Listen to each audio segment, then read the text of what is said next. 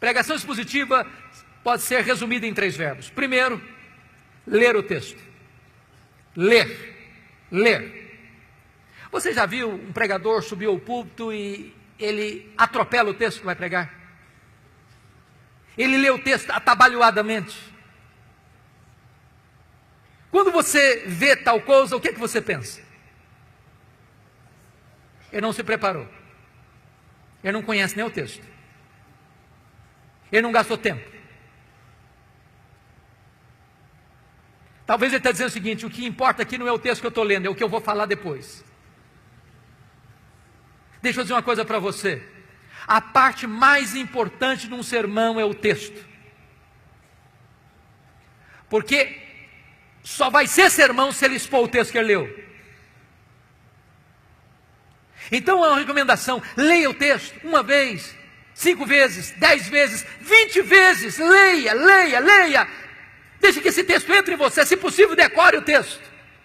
Leia com entusiasmo, leia com vibração, porque quando a pessoa vê você ler o texto e diz: esse homem tem alguma coisa para nos dizer.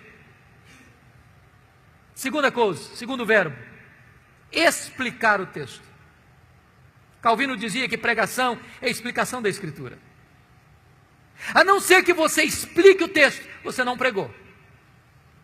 Você conhece aquele tipo de pregador que lê o texto, vai embora do texto e nunca mais volta para o texto?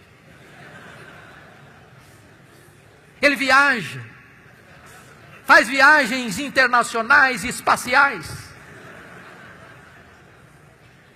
E você pergunta: meu Deus, mas por que ele leu esse texto?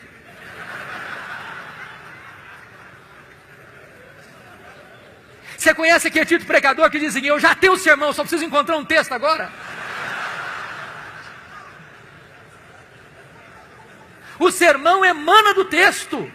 O sermão é a explicação do texto. E por isso nós temos uma palavra técnica que os pastores conhecem, que é exegese.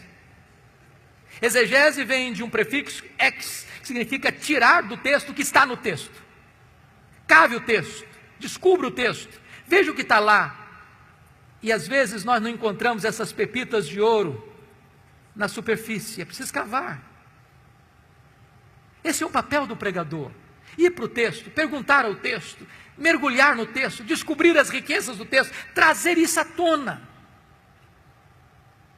Sabe, irmãos, quando uma igreja se acostuma com pregação expositiva, ela não quer mastigar palha mais. Depois que ela descobre a riqueza da Escritura, ela não tolera mais escutar sermão que não seja focado na Escritura, que exponha a Escritura. O contrário de exegese é exegese. Exegese tem o prefixo eis, significa colocar lá, o que não está lá. Tem muito pregador que vai para o púlpito com as suas ideias. E ele tenta impor ao texto o que ele pensa, o que ele acha. Ele já tem uma ideia preconcebida. Mas isso não é pregação. Pregação é quando você vai para a Escritura e deixa que a Escritura fale. Você é apenas o canal. Você é apenas o instrumento. O terceiro verbo, importante pregação expositiva: primeiro é ler o texto. Segundo é explicar o texto. Terceiro é aplicar o texto. Dr. John Stott escreveu um livro importantíssimo, que penso ainda não está em português, Entre Dois Mundos. E ele disse que pregação é a união desses dois mundos, o texto antigo com o ouvinte contemporâneo. Se você não conectar o texto ao ouvinte, você não pregou.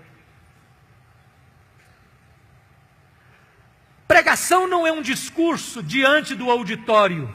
Pregação é uma palavra ao auditório. A pessoa precisa entender: é com você que eu estou falando. É como aquele pregador que foi pregar em João 10 e falou sobre a ovelha, falou sobre o pastor, falou sobre os lobos, falou sobre os campos, falou sobre os prados, falou sobre as águas, falou sobre a grama verde, falou sobre a lã da ovelha, falou e terminou o seu sermão depois de 1 hora, há 2000 anos, lá nas pastagens da Palestina. E o auditório perguntou: e daí? E daí? Isso tem a ver comigo? Pregação precisa ter aplicação.